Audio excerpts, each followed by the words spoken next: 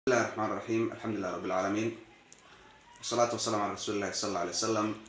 waxaan rabaa inaan halkan ummadda Soomaaliyeed kula wadaago maansayr aan ka tiriyay dhibkii weyn oo ka dhacay magaalada Galkacyo iyo falkii foosh xuna oo lagu la kacay gabadh yaray ee Caaisho ayadoo inta la qabsaday la jir dilay haddana la dilay.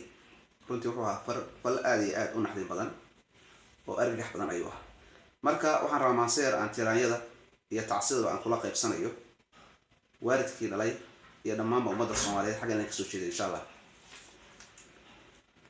kuwii Caasho yar kufsaday misana ceejiyo dilo nolosha ku cadaabayo falaan cidi horay oo arag shaydaan camalkiis la yimid cawaantaas haddaan la dilin haddaan cadcad loo jarjarin ciqaab xun haddaan la marin walee caadayba noqon caruur badan baa u dhiman cisigii dumar uu lahaa walee ceel buu ku dhicay ilaan cidi uma maqno cadaaladna may jirto dadkii cadow bay noqdeen xaqoodii oday cira leh ayaa ku ciyaarayo xolaha uu ku cunayo calooshiisa u daran dambiye ceeb uma